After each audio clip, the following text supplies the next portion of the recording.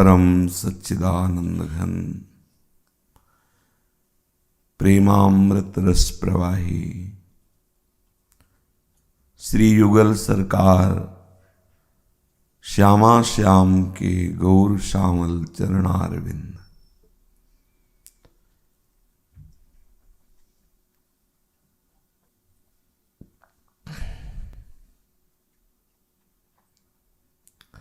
यही हमारे जीवन सर्वस्व है, यही परम साधन है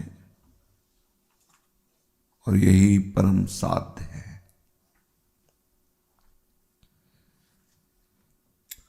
दृढ़ता पूर्वक हृदय में उपासक ऐसा स्वीकार करे।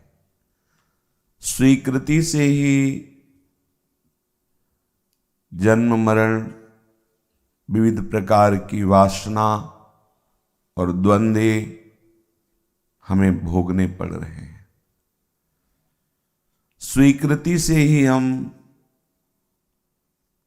मायाकृत शरीरों को अपना मैं मेरा माने हुए हैं। तो स्वीकृति से ही हम प्रियालाल को प्राप्त हो जाएंगे। बस ये स्वीकृति बैठ जाए, संसार की स्वीकृति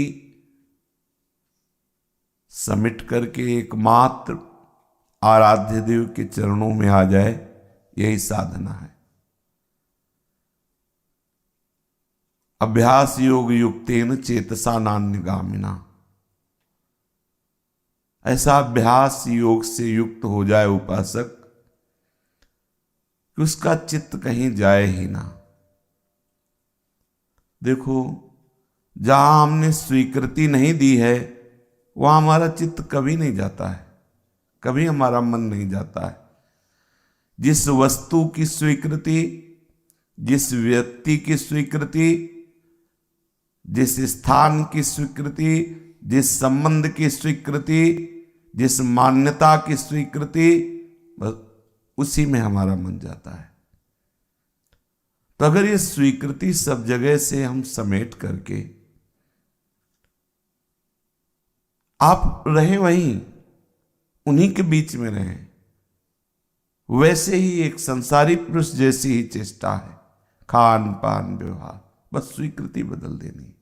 ये मेरे नहीं, ये मेरे लिए नहीं, मैं इनका नहीं। बस आप चमत्कार देख लीजिए, दूसरों न कोई, मेरे तो गिरधर गोपाल, दूसरों न कोई। ये स्वीकृति करते ही ना अद्भुत प्रेम जागृत हो जाता है। बस ये स्वीकृति होने में समय लगता है। सत्संग के द्वारा, सत्संग के अमृतमय वचनों के मनन के द्वारा और कुछ अपने भी विचार के द्वारा, अपने विचारों के द्वारा देख रहे हैं सब अशांत हैं, सब क्लेशित हैं। वासना सुखद आकर्षण करके सबको जला रही है।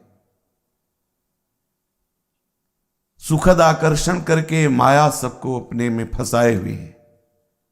परिणाम में सब जल रहे हैं, दुख है, अशांत है, सब उन्नति के भाव में अवनति को प्राप्त हो रहे हैं।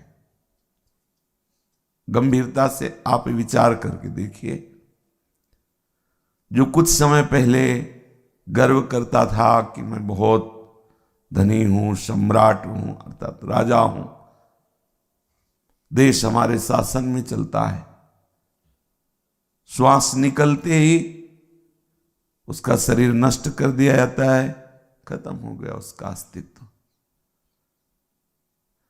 ये देख तो रहे हैं, सुन रहे, पढ़ रहे, तो तुम्हारे शरीर की भी, तुम्हारी स्वीकृति की भी धज्जियां उड़ेंगी। जो जो आपने स्वीकृति कर ली, मैं अमुक हूं, मैं ऐसा, मेरा ऐसा, पहले ही तुम धज्जियां उड़ा दो ना। जो तुम्हें छोड़ना चाहते हैं उन्हें तुम पहले ही छोड़ दो तो आनंद में हो जाओगे, और जब वो छोड़ेंगे तो तुम रोते रहोगे उनके राग में। इसीलिए गोस्वामी जी कह रहे हैं, सुत बनिता आदि जान स्वार्थ रत ना करू नेह सभी ते ना करू नेह। प्रपंच बंच सब एक काल व्याग को खायो, ना करू नेह सभी ते अंत ही तो ही तजेंगे पामर। शब्द ध्यान देकर सुने, अंत ही तो ही तजेंगे पामर। पामर ऐ मूढ़, जिनसे तू राग कर रहा है, जिनकी तू स्वीकृति किए हुए है कि ये तेरे सुख के लिए है, ये तेरे हैं, समझ ले वो अपने स्वार्थ के लिए ही तेरे को अपना मानते हुए तुझे दर्शन करा रहे हैं, आप मेरे हैं, वो तेरे लिए नहीं, स्वार्थ रत। इसलिए ना करुणे सभी थे। बड़े महापुरुष हैं, गुरुजन हैं, पिता हैं, कह रहे ना करुणे सभी थे। कितना दुलार करके बोल रहे हैं, पर परम सुख से भरी हुई ये वाणी हमारी समझ में नहीं आती। अंत ही तो ही तजेंगे पामर, इतनी तो समझ में आ रही, तू न तजय वहीं थे, तू अभी से छोड़ दे। इनका राग छोड़ते ही, इनकी स्वीकृति छोड़ते ही, भगवत स्वीकृति करते ही आप जिस आनंद की खोज जन्म जन्मांतरों से विषयों में कर रहे थे, वो स्वतः आपके हृदय में ही मिल जाएगी, कहीं बाहर नहीं। आनंद सिंधु मध्य तो भाषा, तो वही वास कर रहा है, आसपास आनंद समुद्र लहरा रहा है, पर बहिर्मुख वृत्ति प्रकृतिजन्य रचना को सत्य मानकर दुखालय में सुख बुद्धि करके तो आनंद सिंधु में रहता हुआ भी सुख के लिए तरस रहा है। बस इतनी खास बात है। स्वीकृति बदल दीजिए। अब ये स्वीकृति बदलना सहज नहीं हो रहा है। बहुत जन्म से हमारी देह में, देह के संबंधियों में, विषयों में स्वीकृति रही, तो शरीर तो बदल जाते, स्वीकृति नहीं बदल पाती। कितने शरीर छोड़ दिए, जो शरीर मिला उसी में वैसे ही स्वीकृति, ये माँ पिता ताऊ परिवार स्वीकृति। चलो वो सब छोड़ करके आए तो शरीर में पूरा राग, कुछ थोड़ा शरीर से वैराग्य है तो अंतःकरण में पूरा राग। बड़ा कठिन हो रहा है स्वभाव में। इन सब का राग छूटे, स्वीकृति बदले, तो केवल स्वीकृति से ही भगवत प्राप्ति है। केवल स्वीकृति से। जितनी साधनाएं हैं, ज्ञान मार्ग की साधना को गुरु कृपा से देखा तो उसमें केवल समझना होता है, केवल समझना है। अब उस समझने के लिए हमारी बुद्धि पवित्र चाहिए, इसलिए साधन चतुष्टय दिया जाता है, समदम तितिक्षा आदि, कि आपकी बुद्धि पवित्र हो जाए तो आपको ये समझ में आ जाए। क्या समझना है? जब एक ही ब्रह्म संकल्प करता है तो बहुत रूप में हो जाता है। तो जो तेरे ये रूप है, तेरे ये नाम है, ये संकल्प के कारण है। संकल्प हटा दे तो तू वही है, बस इतना है। तत्त्वम् असि, जो महावाक्य है, तत्त्वम् असि, तू वही है। और परम सत्य बात है, इसमें कोई संशय नहीं। तत्त्वम् असि, तत्त्वमसि, तुम वही है। भक्ति मार्ग में केवल समझाना है स्वीकृति का। दोनों मार्गों में स्वीकृति से ही परम पद में आरूढ़ होना। जहां हमारी स्वीकृति है उस सबको हम बदलना प्रारंभ करते हैं। सब प्रभु के हैं, सब प्रभु का है। मैं प्रभु का हूं, मेरे प्रभु है। देखो बदलना शुरू हुआ स्वीकृति।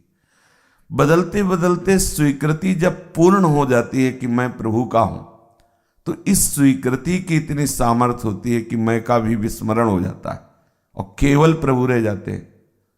उसमें तत्त्वम असि बोध हुआ तो तत् और त्वम लय हो गया, असि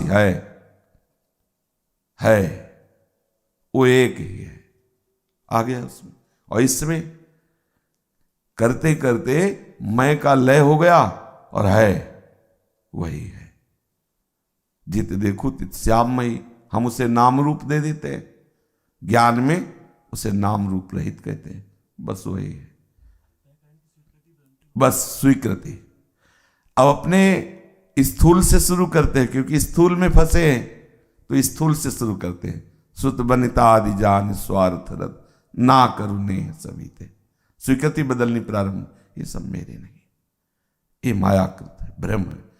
आए शरीर पर आए, फिर शरीर पर विचार हुआ, साधन में लगाते हैं, पवित्र तीर्थों का सेवन, भक्त सेवा, संत सेवा, ठाकुर सेवा। तो शरीर ने जो दुष्कर्म किए, दुष्कृति हुई, उससे जो बुद्धि मलिन हुई, तो शरीर के पवित्र आचरणों से, पवित्र सेवन से, गंगा आदि तीर्थों का सेवन, भगवत धामों का सेवन, इससे बुद्धि पवित्र होना शुरू हुई। और प्रभु ने कृपा करके सत्संग का विधान किया, ये सब बुद्धि की पवित्रता के लिए। और जहां बुद्धि शुद्ध हुई और उसने निश्चय किया कि हमारे प्रभु, बस प्रारंभ हो गया स्वीकृति का आनंद, प्रारंभ हो गया। थोड़ी थोड़ी देर में उसके चिंतन में बात आती, मैं तो प्रभु का हूं, आनंद प्रारंभ हुआ। स्वीकृति, ये स्वीकृति प्रभु की तरफ की तो हम वाणी से कहते हैं, और संसार की तरफ से स्वयं किए हुए,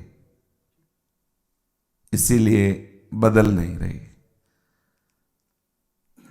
वैसे तो वाणी से भी ना कहे संसार को अपना, पर अगर हृदय से प्रभु को माने और वाणी से कहे तो कोई हानि नहीं होगी। बात यह है कि हम प्रभु को वाणी से कह रहे हैं और हृदय से, स्वयं से स्वीकार किए हैं, मैं पुरुष हूं, मैं स्त्री हूं, मेरा, मेरी ये आवश्यकता, मेरा ये, बस ये है। इसलिए साधन में लगाया जाता है कि आप साधन में लगो तो तुम्हारी अपवित्र बुद्धि पवित्र हो जाए। गायत्री मंत्र का भाव बस आखिरी वाला समझ लिए, सत्यम परम धीमहि, धीमाने बुद्धि, मेरी बुद्धि को प्रेरित करे, प्रचोदया। कहां? सत्यम परम धीमहि, जो सत्य है, जो परम सत्य है, मेरी बुद्धि प्रेरित होकर के वहां स्थित हो जाए, प्रचोदयात्, वो मेरी बुद्धि को, अभी क्या है? असत्य प्रेरित। ये दृश्य, ये भोग, ये वस्तु, देह भाव, ये सब असत है, और इसी से प्रेरित होकर सारे बर्ताव हो रहे। जितने भी मंत्र हैं, जितने भी ग्रंथ हैं, जितने भी उपदेश है, सबका सार है केवल स्वीकृति बदल जाना। जगत की स्वीकृति हट जाए। अब साधन में तो लगे लेकिन स्वीकृति नहीं बदल रही, तो रंग नहीं आ रहा। देख लो उपनिषदों में ब्रह्म ऋषियों के आश्रमों में उपासक जन जा करके 12 वर्ष आज्ञा हो गई, आप सोहनी लगाइए, पक्षियों के लिए जल भर के रखिए, आप ऐसा कीजिए, कोई उपदेश नहीं।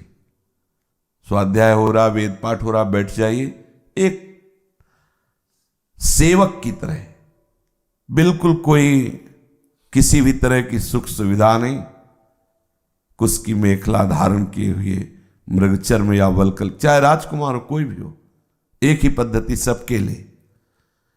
अब 12 वर्ष तक तो कोई उपदेश ही नहीं दिया, इसके बाद बोल दिया तुम प्राण नहीं हो।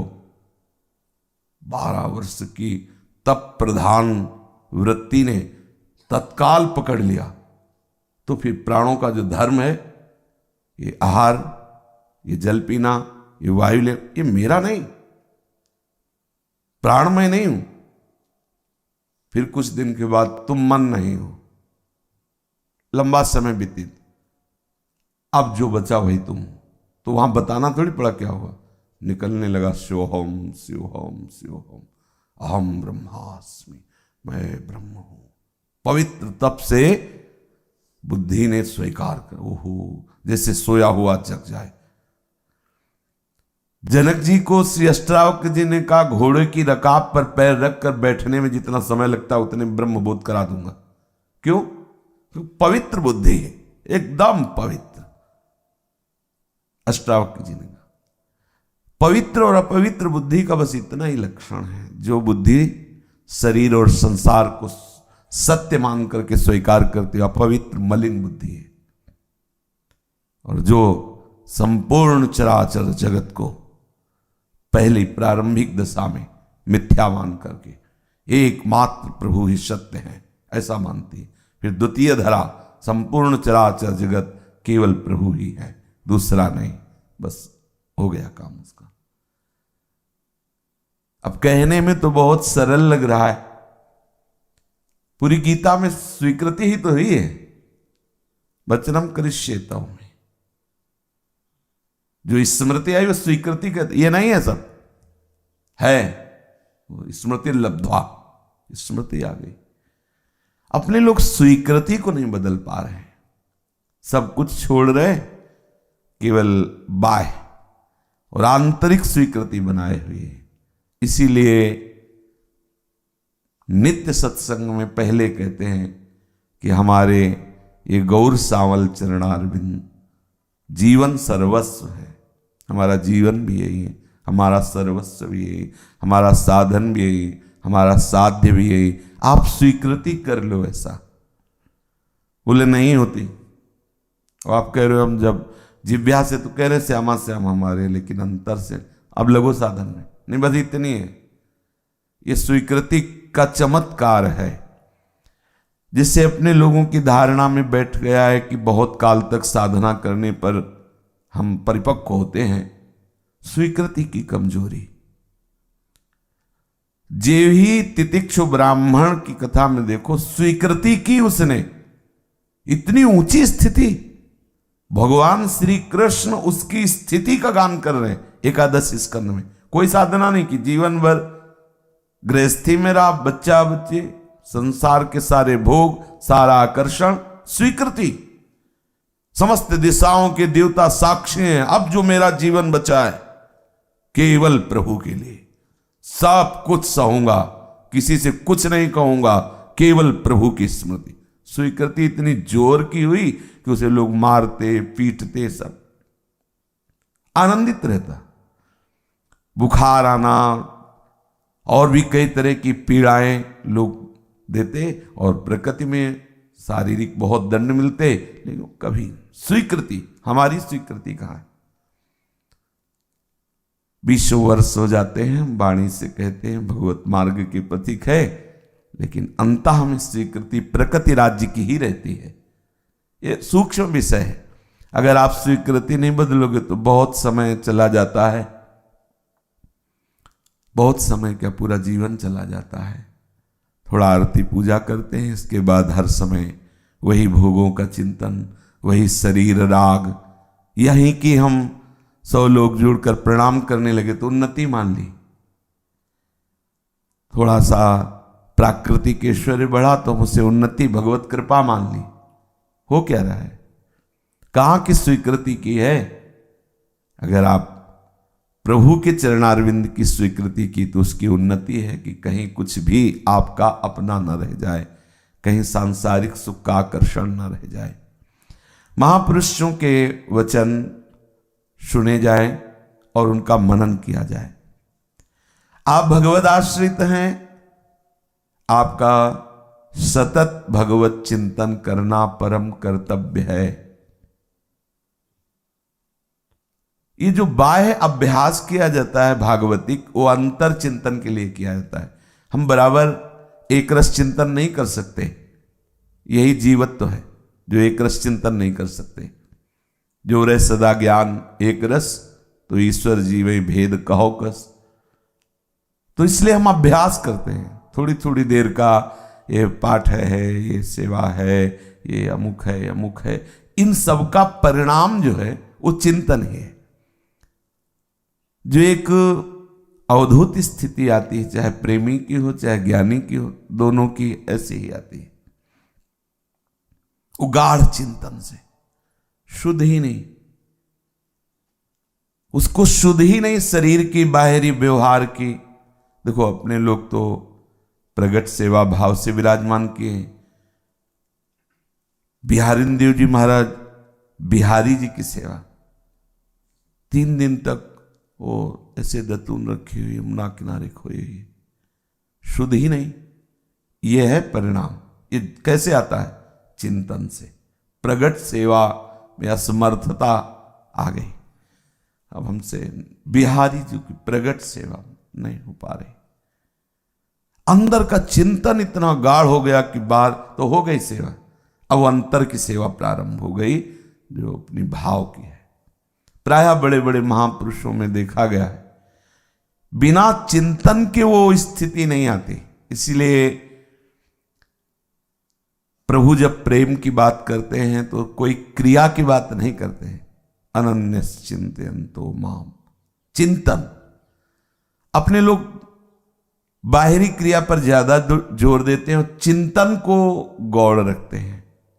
अगर आप चिंतन पर ध्यान दें तो शायद है कि बाहरी क्रिया लड़खड़ा जाएगी और अंदर में आप डूबने लगोगे।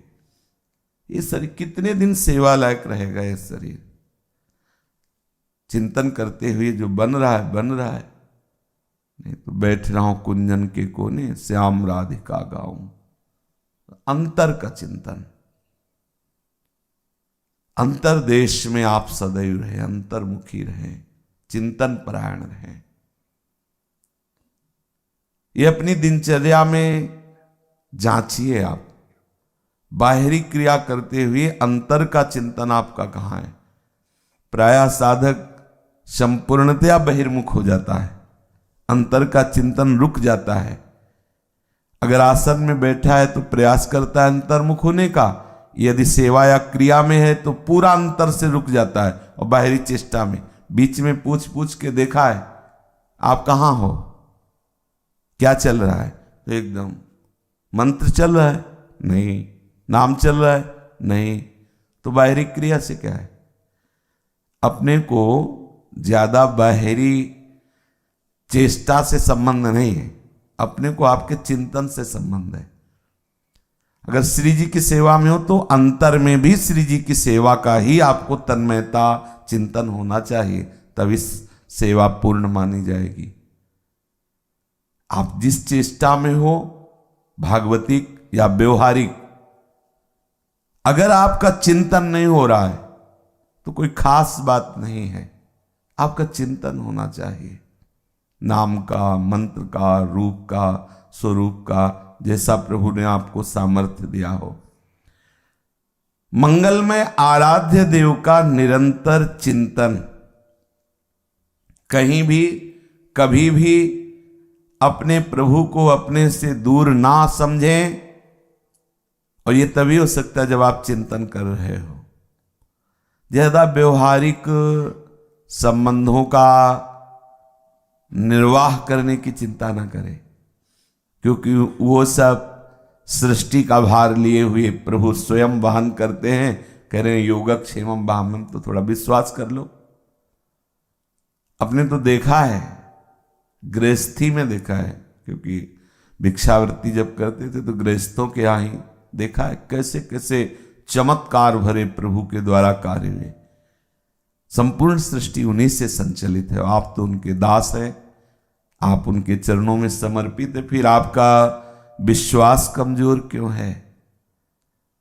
एकमात्र केवल भगवत चिंतन ही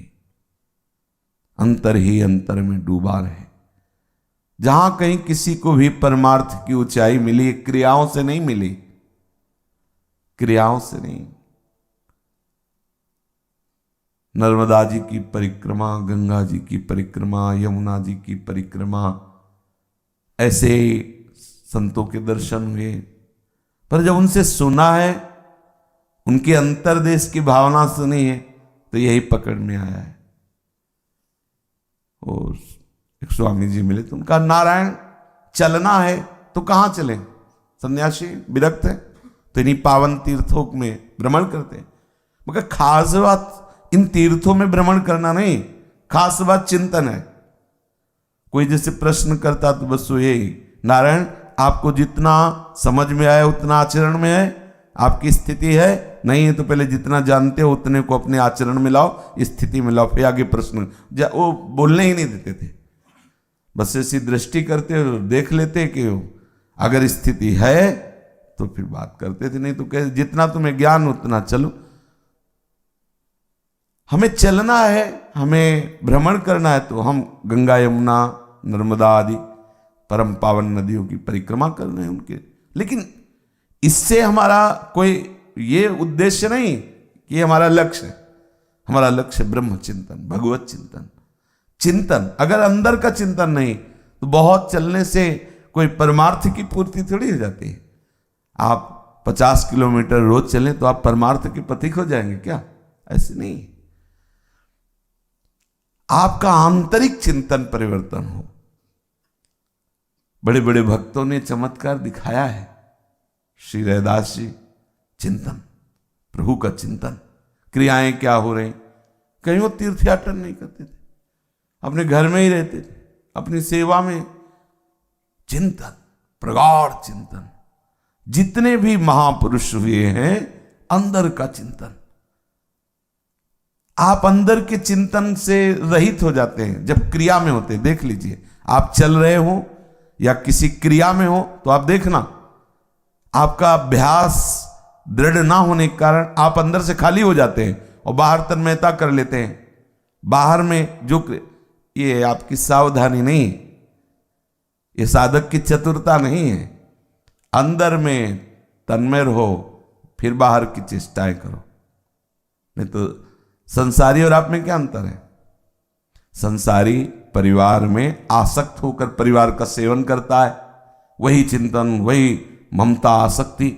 और आप अगर भगवत भक्त हैं, वैष्णव हैं, शरणागत हैं तो आप ठीक उसी परिवार में रहेंगे, लेकिन उसकी आसक्ति से युक्त नहीं होंगे। ये प्रभु का परिवार है, प्रभु की संपत्ति है और आपका चिंतन चलेगा प्रभु, तो आप वहां रहते हुए भी परमहंस है। अगर आप विरक्त मार्ग के पथिक है और आपका आंतरिक चिंतन नहीं चल रहा तो विवेक, वैराग्य और अनुराग ये सब नहीं प्रकट होगा। सावधानी। आप देखो श्रीधाम वृंदावन में, प्रेम समुद्र में कितने सब वास कर रहे हैं। दृष्टि डाल करके देख लीजिए किस तरह के व्यवहार हो रहे हैं, देख लीजिए। जिसका प्रगाढ़ चिंतन वही धाम के सुख को लूटेगा। कल्याण होना यहां का प्रभाव है, लेकिन आपका स्वभाव आपको यहां परमानंद में निमग्न नहीं होने देगा। इसलिए जैसे शीतल गंगा जल में खड़ा हुआ और उसे बोध नहीं है, प्यास प्यास चिल्ला रहा है, ऐसी हमारी दशा है। चिंतन में आइए, लौटिए, प्रगाढ़ चिंतन। ऐसा चिंतन कि मैं चिंतन कर रहा हूं, मैं भजन कर रहा हूं, ये भी लय हो जाए, केवल भजन। बढ़िए, अभी आप कहां हैं खुद देख लीजिए। आज्ञा कर रहे हैं कि सर्वदा सदा जिनके आप आश्रित हैं उन आराध्य देव का आपको बराबर चिंतन पहले करना पड़ेगा। कभी भी कहीं भी, कभी भी कहीं भी अपने आराध्य देव को दूर मत समझो। वो सदैव आपके समीप है, सदा सर्वदा हमारे साथ हैं। सोते जागते, खाते पीते, सुख दुख, स्वर्ग नरक सभी में हमारे आराध्य देव हमारे साथ है। आपको ऐसा अनुभव करना होगा। और यह अनुभव वही कर सकता है जो निरंतर चिंतन का अभ्यास करता है। प्रभु के चिंतन में बड़ी सामर्थ्य है। सारी मलिनता चिंतन से नष्ट हो जाती है। तीर्थों में इतनी पवित्रता नहीं है जितनी चिंतन में है। ध्यान दीजिए, किसी भी तीर्थ में इतनी पवित्रता नहीं है जितनी चिंतन में है। संतों को कहा गया तीर्थी कुर्वन्ति तीर्थानि, तीर्थों को भी तीर्थत्व प्रदान करने वाले। क्यों क्यों कहा गया? चिंतन, उनके पास चिंतन है। तीर्थों में तो एक निहित शक्ति है, एक पवित्रता की सीमा रख दी गई, लेकिन जो चिंतन परायण है वो असीम सामर्थ्य युक्त है। सतरति सतरति सा लोकांतार्यत। यदि आप जहां भी हो, गृहस्थ विरक्त, तीर्थ में, गांव में, देश विदेश, जहां भी हो, यदि आपका चिंतन चल रहा है तो चिंता मत करो, आप परम पवित्र हो, आप दूसरों को पावन करने वाले हो। मम भक्ति युक्तो भुवनम पुनातु। अंदर से आप चिंतन में सबसे सार भजन, सार साधन, सार तप, चिंतन, हर समय चिंतन में। जब आप इधर चिंतन में डूबने की चेष्टा करोगे तो देखना वैराग्य प्रतिदिन नया बढ़ता चला जाएगा। नवीन उत्साह, नवीन वैराग्य। जब अंदर डूबना है तो बाहर से उदासीनता ने, और यही साधना का फल है, बाहर से उदासीन हो जाना, बाहर कुछ अच्छा न लगे। वो बाद में सिद्ध महापुरुष जो है वो लोक आदर्श स्थापित करने के लिए भक्ति में है तो सेवा पद्धति का विस्तार करना आदि आदि, लोक संग्रह के लिए जिनकी स्थिति भगवदाकार है वो भी ऐसे, जिससे लोग देख करके अनुकरण करें और भक्ति मार्ग में या भगवत मार्ग में आगे उनको आवश्यकता नहीं होती। वो अपने चिंतन में परिपक्व रहते हैं। अगर अपने लोग केवल बाहरी चेष्टा को ही प्रधान मान लेंगे, बात नहीं बनेगी। हमें पहले छक के भजन की तरफ झुकना चाहिए। जो हमें सेवाएं मिली हैं उसको निर्वाह करें चिंतन युक्त होकर के। चिंतन रहित होकर हम किसी भी सेवा का विशेष आदर नहीं करते। चिंतन युक्त होकर के कुछ भी करोगे वो सब महान पवित्रता प्रदान करने वाली सेवा होगी। जैसे सूर्योदय के होने पर अंधकार नहीं रह जाता है, ऐसे चिंतन जब स्वतः स्फुरित होने लगता है तो दिव्य ज्ञान विज्ञान की तरंगें उठने लगती हैं। उसी ज्ञान विज्ञान के प्रकाश में उपासक देखता है कि सृजन और संहार मेरे प्यारे प्रीतम की लीला है। सृजन और संहार, इसलिए वो अनावरण रूप से अपने प्रीतम को देखने के कारण ना सृजन में हर्षित होता है ना संहार में दुखित होता है। देख रहा है लीला बिहारी प्रभु का, कहीं सृजन लीला चल रही तो कहीं संहार लीला चल रही। मेरे प्रभु की चल रही। प्रभु अविनाशी है इसलिए उसको सुख दुख नहीं होता।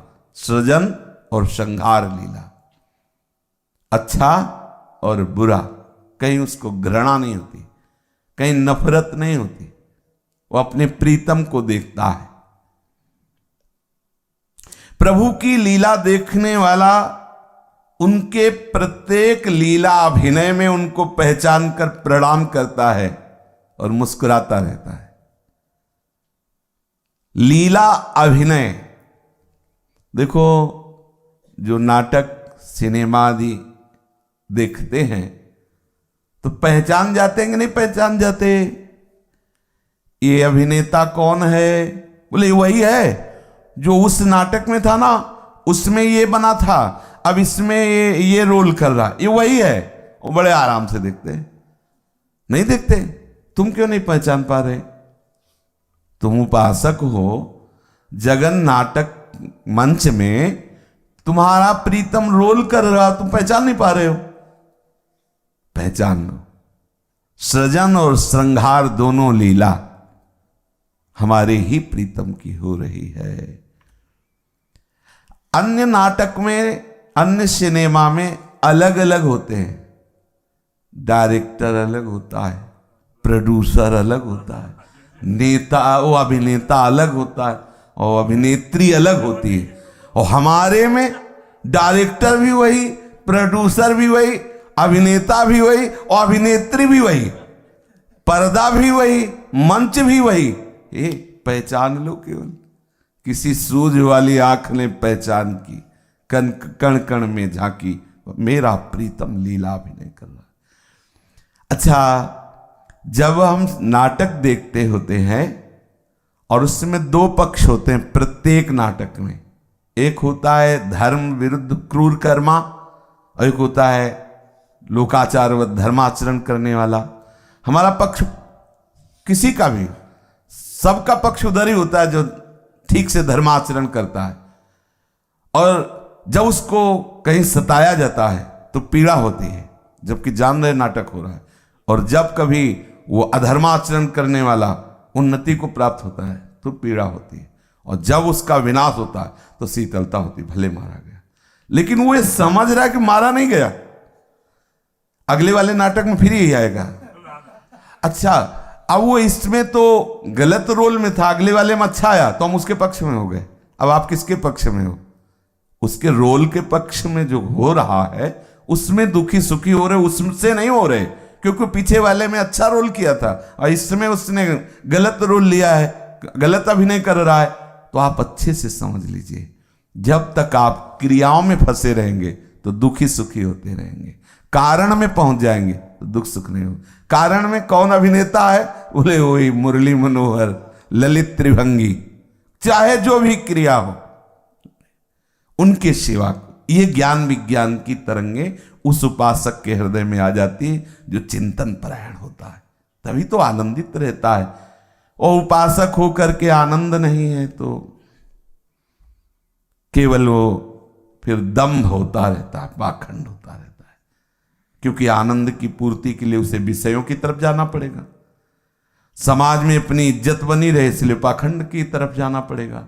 ढोल के भीतर पोल बजता रहता है, ठोसता है नहीं, और ये रस कूटस्थ है, घनीभूत, पोल नहीं इसमें।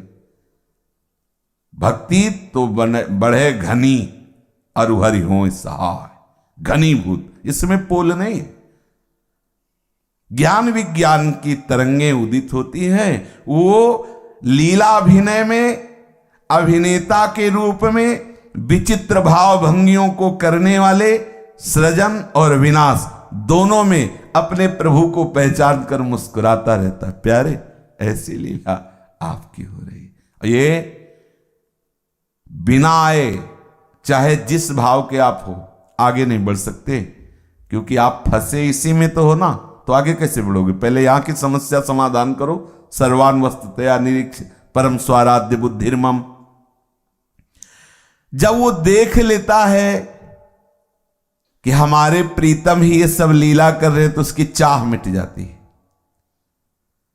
हम कोई सुंदर रूप देखा तो हमारा मन आसक्त होगा, और जब हम परम सुंदर को उसमें देख लेंगे तो उस रूप में आसक्त नहीं होगा, क्योंकि वो अभिनय का रूप है। हम जहां उपासना कर रहे हैं उपास्य देव में आसक्ति होगी, इसीलिए उपासक के हृदय में कोई चाह नहीं रह जाती, और वो किसी भी लीला पर कोई टिप्पणी नहीं करता।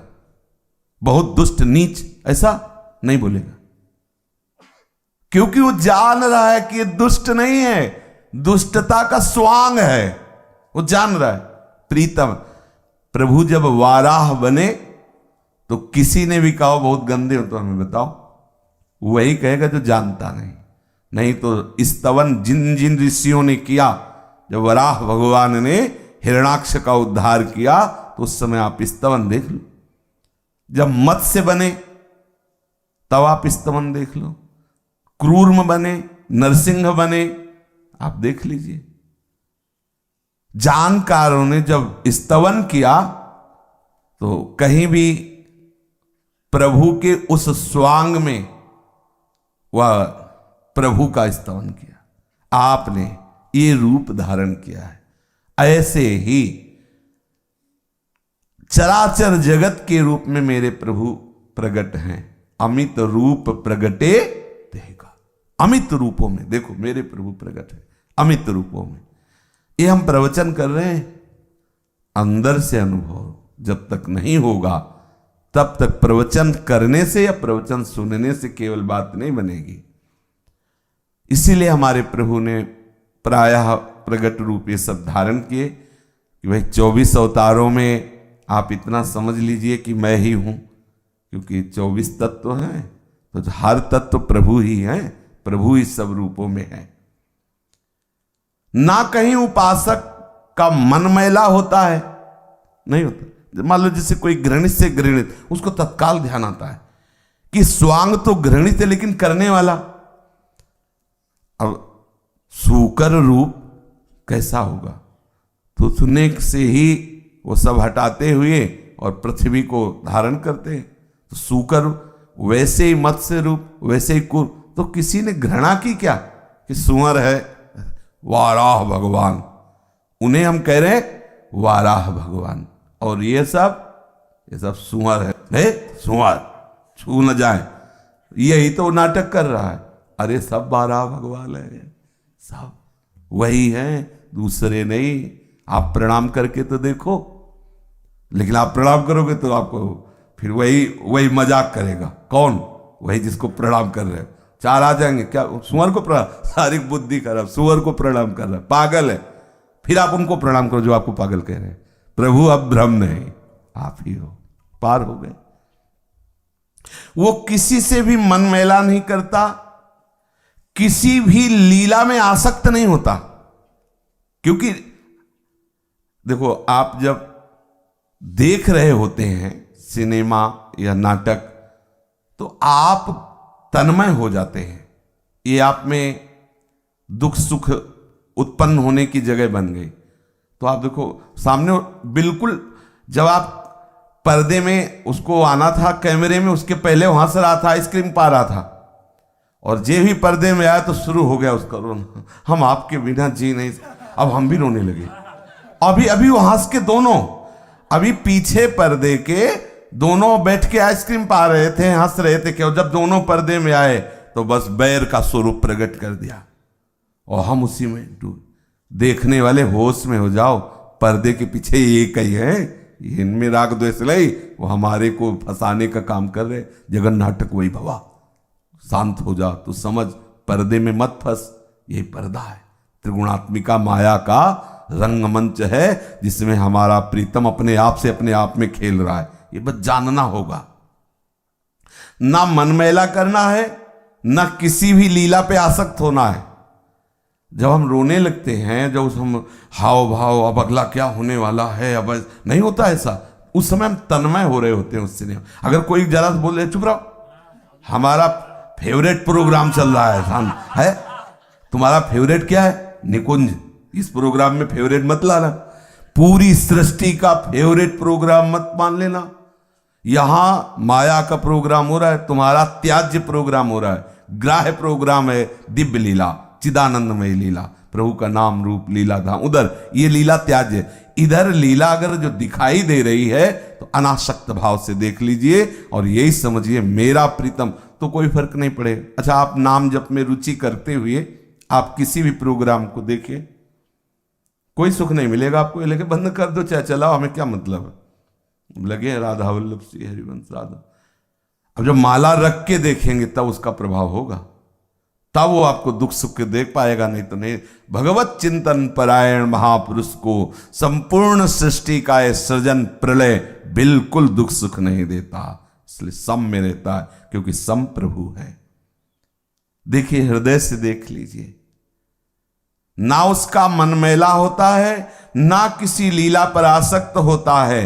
वो बस लीलामय को देखकर मुस्कुराता रहता है, लीलामय देखकर आप हुआ। अब जिनकी धरा इस माया के पर्दे से आकृष्ट है, पर्दा लगा हुआ है, ऐसा कैसे हो सकता है? हम इतना नहीं सह। हमें जो भगवत मार्ग के पथी के हमें मानना होगा। अच्छा, जिनको अभिनय का परिचय नहीं होता कि अभिनेता कौन है, अभिनय कौन कर रहा है, ज्यादा आपको सुख नहीं मिलेगा। सबसे पहले परिचय बनाया, ये कौन आया? बोले अमुक। अच्छा वो, हाँ अब ठीक है भैया, परिचय कर लो आप भी। इस लीला में, इस नाटक में दूसरा नहीं, ना अभिनेत्री है ना अभिनेता है, मेरा प्रीतम ही बना हुआ है, वही अभिनेता है, वही ये 1 मिनट में बन जाते हैं। देखो अमृत का कलश लिए हुए अभिनेत्री बने हुए हैं, मुस्कुरा रहे, और दैत्य अमृत का कलश दे रहे, बोले होश में हम उल्टा हैं, अपना आप कह रहे पढ़ बोले हम किसी की होती नहीं, उल्टा का मतलब किसी के हम होते नहीं, हम किसी की पतिव्रता नहीं है, क्योंकि कोई पति है ही नहीं, खुद जगत पति है, इसीलिए बोले कि हम किसी की, हाँ। अरे और इतना कहने के बाद जानते हो क्या, उदासीनता नहीं दिखाई, मुस्कुरा के और तिरछी चेहरे बोले तुम थोड़ी देर ही मुस्कुरा दे, ये अमृत ले, ऐसे ही तो हम लोग ठगे गए, ले अमृत कलश, जितनी श्वासें हैं सब दे दिया, यही अमृत कलश है। प्रिया प्रीतम का विस्मरण किए प्रभु का, और हम आपके हैं। फिर आगे कौन, बोले कोई नहीं आगे परिचय पता चलता है, बोले हम आपके हैं, फिर आगे चलता है कौन, बोले कोई नहीं अंत ही तो ही तजेंगे पावर, तू न तजय वहीं।